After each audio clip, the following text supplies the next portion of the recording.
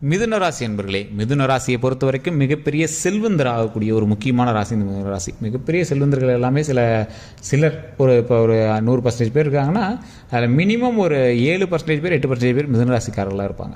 இந்த மிதுன ராசிக்காரர்களுக்கு அவ்வளோ ஒரு செல்வத்தை தக்க வைத்துக் கொள்ளக்கூடிய ஒரு மிகப்பெரிய சக்தி இருக்குது.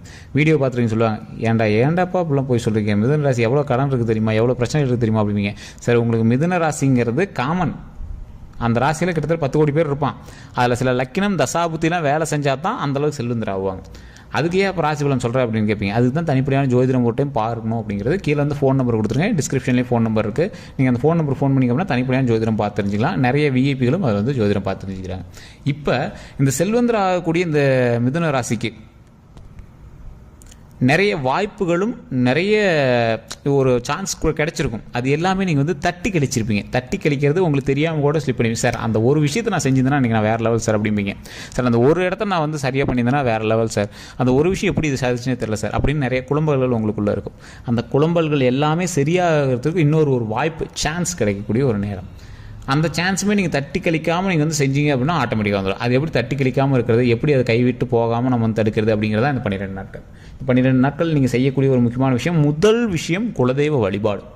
இந்த வருடத்தினுடைய முதல் அமாவாசை முடிஞ்சாச்சு, உடனே நீங்கள் போகிறீங்க, குலதெய்வத்தில் வழிபடுறீங்க, ஒரு பொங்கல் வைக்கிறீங்க, அப்படின்னா சாப்பாடு ஏதாவது செஞ்சு எடுத்துகிட்டு போகிறீங்க, அங்கே உட்காந்து சாப்பிட்றீங்க, அங்கே இருக்கிற யாருக்காவது ஒருத்தருக்கு அன்னதானம் பண்ணுறீங்க.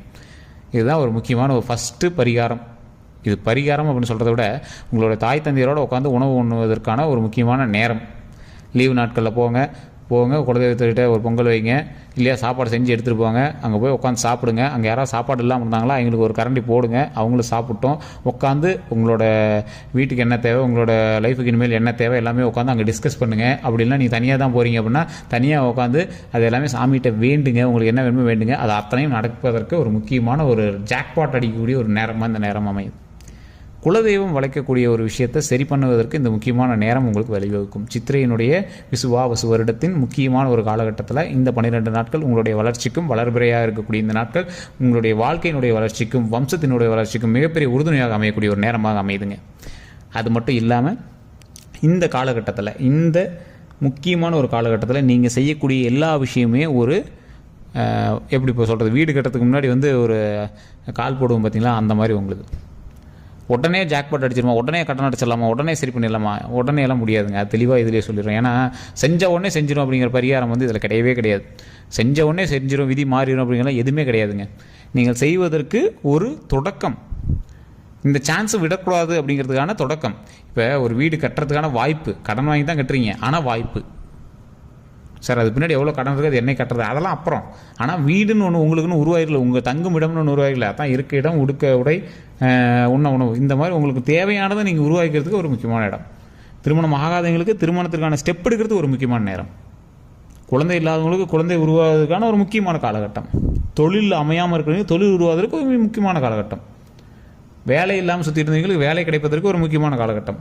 இந்த காலகட்டம் எல்லாத்துலேயுமே கம்பேர் பண்ணும்போது உங்களுக்கு அதிகமான பாசிட்டிவ் பாயிண்ட் இருக்கக்கூடிய ஒரு காலகட்டம் எதுக்கு தெரியுமா? திருமணத்திற்கு. திருமணம் ஆகாமல் தவிச்சிட்டு இருக்கீங்க, குழந்தை இல்லாமல் தவிச்சிட்டு இருக்கீங்க அப்படின்னா இந்த 12 நாட்களில் குலதெய்வ வழிபாடு பண்ணிவிட்டு, திருமணம் ஆகாதவங்க நான் சொல்லக்கூடிய ஒரு விஷயத்தை சொல்லி கண்டிப்பாக பக்கத்தில் இருக்கக்கூடிய முருகர் கோயிலுக்கு போயிட்டு முடிஞ்சால் இந்த 12 நாட்களுமே போய் பாருங்கள். அப்படி இல்லையா 12 நாட்களில் முக்கியமாக ஒரு 2 நாளைக்காவது போய் வணங்கிட்டு வாங்க. ஓம் வள்ளி தெய்வானை சமேத சுப்பிரமணிய சுவாமியை போற்றி, ஓம் வள்ளி தெய்வானை சமேத சுப்பிரமணிய சுவாமியை போற்றி, ஓம் வள்ளி தெய்வானை சமேத சுப்பிரமணிய சுவாமியை போற்றி அப்படின்னு 3 டைம் சொல்லிவிட்டு அதை கமெண்ட் செக்ஷனில் பதிவிடுங்க. ஃப்ரீ டைமில் அல்லது கோயிலில் போய் இதை வந்து கண்டிப்பாக சொல்லி பாருங்கள். ஃப்ரீ டைமில் எப்போல்லாம் உங்களுக்கு தோணுதோ, வீட்டில் படுத்துட்ருக்கீங்க, டிவி பார்த்துட்ருக்கீங்க, டிவியில் விளம்பரம் வரும் சார், நான் பாஸ் பண்ணிவிட்டு அப்படியே சவுண்டு கம்மியாக வச்சுட்டு வேறு எங்கேயோ யோசிச்சுட்டு இருந்தேன், அந்த இடத்துல எனக்கு இந்த நினைப்பு வந்துச்சு, கல்யாண மேட்ரு உங்களுக்கு தோணுச்சு அப்படின்னா அந்த இடத்துல நீங்கள் வந்து சொல்லுங்கள், ஓம் வள்ளி தெய்வானை சமேத சுப்பிரமணிய சுவாமியை போற்றி. இதை குழந்தை இல்லாதவங்களும் இதை வந்து சொல்லலாம்.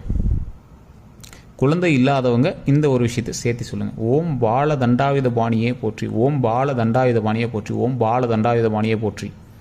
இதன் மூலமாக மிகப்பெரிய நன்மை கிடைப்பதற்கான ஒரு முக்கியமான காலகட்டம் இந்த 12 நாட்கள். அது என்ன பால தண்டாயுத பாணியை போற்றி, அது ஏன் சொல்லணும்? ஏன் ஓம் சரவண பவன் சொல்லிட்டு போகலாமே, முருகரை எல்லாம் முருகர் போற்றின்னு சொல்லிட்டு போகலாமே, ஏன் வள்ளி தெய்வானை சமேத சுப்பிரமணிய சுவாமியை போற்றி அப்படின்னு சொல்லணும்? திருமணத்திற்காக வணங்குபவர்கள் அதிகமாக வணங்கக்கூடிய தெய்வமாக ஸ்ரீ வள்ளி தெய்வானை சமேத சுப்பிரமணிய சுவாமியை போற்றி அப்படின்னு தான் சொல்லி ஆகணும். ஏன்னா வள்ளியும் தெய்வானையும் இணைந்திருக்கக்கூடிய சுப்பிரமணிய சுவாமியே இதை செய்து கொடு அப்படின்னு நீங்கள் வந்து மனக்கோலத்தில் இருக்கக்கூடிய இறைவன்கிட்ட வேண்டுறீங்க. திருமணம் நடக்கக்கூடிய பத்திரிகையில் கூட இந்த மாதிரி தான் ஓவியம் இருக்கும். திருமணம் நடக்கக்கூடிய மண்டபத்தில் கூட பின்னாடி ஓவியமோ சிலையோ இப்படி தான் இருக்கும். திருமணம் ஆகக்கூடிய சில முக்கியமான இடங்கள் கோவில் கூட இந்த மாதிரி முருகர் கோவிலில் சமேதராக இருக்கக்கூடிய கோவில்களில் தான் நடக்கும்.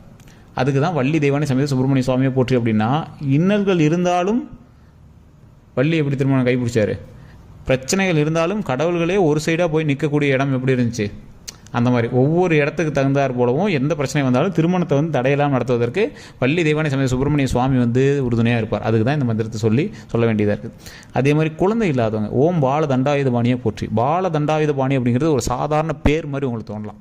அந்த ஓம் அப்படிங்கிறது சாதாரண பேர் மாதிரி தோணலாம். பால தண்டாயுத பாணி அப்படின்னா தன்னுடைய இளமையை பெருகுவதற்கு போகர் ஒரு சிலையை உருவாக்கி, பாலனாக ஒரு சிலையை உருவாக்கி, தன்னுடைய 9 நவபாஷாணங்களையும் ஒருங்கிணைத்து அதில் நீலி அப்படிங்கிற பாஷாணத்தை போட்டு 64 வகையான விஷத்தை முறிக்கக்கூடிய ஒரே விஷமான நீலி அப்படிங்கிற விஷத்தை போட்டு அந்த விஷத்தை எல்லாத்தையும் நியூட்ரலைஸ் பண்ணி அதை 9 பாசானமாக மாற்றி அதை நவபாசானமாக மனிதர்களுக்கு எட்டும் வகையில் ஒரு உருவமாக பண்ணுறாரு.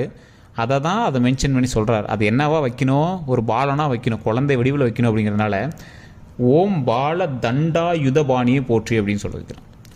ஓம் அப்படிங்கிறது பிரபஞ்ச வார்த்தை, பாலன் அப்படிங்கிறது ஒரு பாலகுமாரன், கரெக்டாக ஒரு 5 வயசு 6 வயசு பையன் அப்படின்னு சொல்கிறது. பால தண்டாயுத பாணி தன்னுடைய சீடனான புலிப்பாணியை வச்சு அந்த சிலை செய்கிறார்.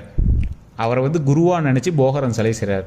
புலிப்பாணி பாலனாக ஒரு சிலையை செய்கிறேன், தண்டமாக அந்த இடம், தண்டம் அப்படிங்கிறது அந்த இடம், தண்டமாக அந்த இடத்தில் உள்ள புலிப்பாணியினுடைய ஆசையினால் செய்கிறேன். அதனால தான் பால தண்டா யுதபாணி, தண்டத்தை ஆயுதமாக கொண்ட புலிப்பாணியினுடைய சக்தியால் அதை வந்து செய்கிறேன். அதனால தான் பால தண்டாயுதபாணி அப்படிங்கிற அந்த சிலையினுடைய பெயர் பழனிக்கு உருவானது. ஸோ இன்றைக்கி போகரும் அங்கே தான் இருக்கார். புலிப்பாணியோட கருவழி வாரிசுகள் தான் இன்றைக்கி அதுக்கு பூஜை பண்ணிகிட்டு இருக்காங்க. அங்கே பழனிக்கு போக முடியாதவங்க கூட குழந்தை வரனுக்காக அங்கே போய் வேண்டிட்டு வராங்க. குழந்தை வரன் உடனே கிடைக்குது. அதனால தான் ஓம் பால தண்டாயுத பாணி அப்படின்னு நீங்கள் வந்து தினம் முடிஞ்ச அளவுக்கு ஒரு 6 டைம் சொல்லுங்கள், மிகப்பெரிய நன்மை கிடைக்கும். கண்டிப்பாக கமெண்ட் செக்ஷனில் பதிவிடுங்க.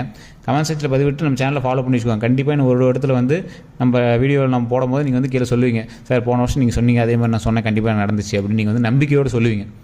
கண்டிப்பாக சொல்கிறேங்க, நிறையா இடங்களில் நிறையா பேர் தெரியாத ஒரு விஷயம், குழந்தை வரனுக்காக தேடுறவங்க கண்டிப்பாக இறந்த முன்னோர்கள் அதிகமாக இருக்கக்கூடிய இடங்களில் வணங்கணும்.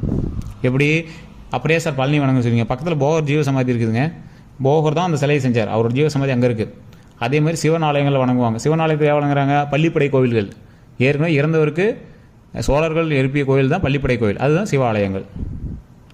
அதே மாதிரி அங்காள பரமேஸ்வரி கோயில் மேல்மலையனூர், ஏன் அங்கே போய் குழந்தை வரனுக்காக கேட்குறாங்க, எல்லா ஆத்மாக்களும் ஒருங்கிணைந்து இருக்கக்கூடிய ஒரு பக்கத்தில் இருக்கக்கூடிய சுடுகாடு, எல்லா இடத்துலையும் மயான கொலை நடத்தக்கூடிய ஒரு மிகப்பெரிய அம்மன், எல்லா உயிர்களையும் கையில் வச்சுட்டு இருக்கிற அம்மன், அதுக்கிட்டேருந்து ஒரு உயிரை வந்து குழந்தையாக கொடுக்கும். ஸோ அதனால தான் இந்த மாதிரி இடங்களில் குழந்தை வரன் கிடைக்கும். எந்த இடத்துல உயிர்கள் அதிகமாக இருக்குதோ, இறந்தவர்கள் அதிகமாக இருக்கிறாங்களோ அவங்ககிட்ட தான் குலதெய்வ வரன் அதிகமாக கிடைக்கும். அதனால தான் குலதெய்வத்தை போய் வழிபாடு ஃபஸ்ட்டு அப்படிம்பாங்க. குலதெய்வம் யார், உங்களுடைய முன்னோர்கள்லாம் அவையே எங்கே இருப்பாங்க, அங்கே தான் இருப்பாங்க. அவங்ககிட்ட கேட்டால் குலதெய்வ வரன் அதிகமாக கொடுப்பாங்க, எல்லாம் அவங்களே குழந்தைய பிறப்பாங்க. அதுக்கு தகுந்தாறு போல தான் நம்மளோட முன்னோர்கள் அப்போவே வந்து இந்த விஷயங்கள் எல்லாமே செஞ்சு வச்சுருக்காங்க. நீங்கள் ஃபஸ்ட்டு வணங்க வேண்டியது குலதெய்வம், திருமணமாகாதவங்க வணங்க வேண்டியது ஓம் வள்ளி தெய்வானை சமேத சுப்பிரமணிய சுவாமியை போற்றி அப்படின்னு சொல்லணும். குழந்தை வரன் இல்லாதவங்க வணங்க வேண்டியது ஓம் பால தண்டாயுதபாணியை போற்றி அப்படின்னு 6 டைம் சொல்லணும். இதுதான் வந்து உங்களுக்கு மிகப்பெரிய பரிகாரம் அப்படின்னு நான் சொல்கிறது. இதை செஞ்சு பாருங்கள், மிகப்பெரிய நன்மை கிடைப்பதற்காக ஒரு முக்கியமான நேரமாக இனி வரக்கூடிய காலகட்டங்கள் உங்களுக்கு அமையும். அதே மாதிரி இந்த விஷயம் மட்டும்தான் இதுக்கு மேட்ச் ஆகுமா சார், இப்போ இந்த 2 விஷயத்துக்கு தான் இந்த 12 நாளா அப்படின்னு கேட்டிங்கன்னா, ஆப்டாக சொல்லணும் அப்படின்னா இந்த 2 விஷயத்துக்கு தான் இந்த 12 நாட்கள் உங்களுக்கு அதிகமாக ஒர்க் ஆகும். சரி சார், மற்ற எந்த விஷயத்துக்கு ஒர்க் ஆகாது அப்படின்னு கேட்டிங்கன்னா ஒர்க் ஆகும். ஆனால் அது எந்த விஷயத்துக்கு வந்து உங்களுக்கு 100% ஒர்க் ஆகும்னு இருக்குல்ல, அது இந்த விஷயத்துக்கு உங்களுக்கு கண்டிப்பாக ஒர்க் ஆகும். அதே மாதிரி நீங்கள் வணங்க வேண்டிய உங்களோட குலதெய்வத்துக்கிட்டையும் உங்களுடைய பிரச்சனைகளை சொல்லி வணங்க. இப்போ நான் சொன்ன விஷயங்களை யார் வேணாலும் சொல்லலாம். வள்ளி தெய்வானை சமேத சுப்பிரமணிய சுவாமியை போட்டிங்கிறது யார் வேணால் சொல்லலாம். ஓம் பால தண்டாயுதபாணியை போற்றி அப்படிங்கிறது யார் வேணால் சொல்லலாம். அதை சொல்லிவிட்டு உங்களுடைய பிரச்சனைகள் எதுவாக இருந்தாலும் நீங்கள் இறைவன்கிட்ட சொல்லுங்கள். அதற்கு தகுந்தாற் போல் இறைவனே உங்களுக்கு ஒரு சொல்யூஷன் கொடுப்பாரு. 100% அது சால்வ் ஆகுதா அப்படின்னு சொல்ல முடியாது. அதோடைய சால்வ் ஆகிறதுக்கான ஆரம்ப புள்ளி இங்கேருந்து ஆரம்பிக்குது. அந்த பிரச்சனைகள் சரியாவதற்கான தொடக்கம் இப்போலேருந்து ஆரம்பிக்குது அப்படின்னு வச்சுக்கோங்க. ஓகேவா?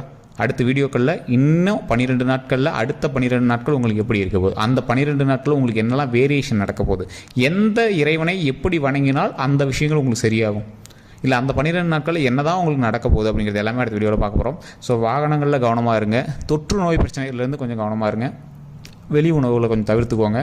இது மட்டும் தான் உங்களுக்கு பிரச்சனை, அதை மட்டும் சரி பண்ணிட்டீங்க அப்படின்னா போதுமானது. உடலுக்கு எந்த ஒரு உபாதைகள் இருந்தாலும் உடனே டாக்டரை பார்த்துடணும். மற்றபடி நீங்கள் யோசிச்சுட்டு ஜோதிடத்தை சொன்னாங்கன்னு வெயிட் பண்ணிட்டு கூடாது. அது டிஸ்க்ளைமராகவே சொல்கிறோம். மற்றபடி எந்த ஒரு இஷ்யூஸும் கிடையாது. வேறு ஏதாவது தகவல்கள் வேணும் அப்படின்னா கமெண்ட் செக்ஷனில் பற்றி விடுங்க. கீழே கான்டாக்ட் நம்பர் டீட்டெயில்ஸ் கொடுத்துருவோம். ஜஸ்ட் ஃபோன் பண்ணி உங்களுக்கு எந்த ஒரு டவுட் இருந்தாலும் பிரபல ஜோதிடர்கிட்ட நீங்கள் வந்து பேசியே நீங்கள் வந்து சரி பண்ணிக்கலாம். உங்களுடைய பிரச்சனை எதுவாக இருந்தாலும் பேசி நீங்கள் வந்து கேட்டு தெரிஞ்சுக்கலாம்.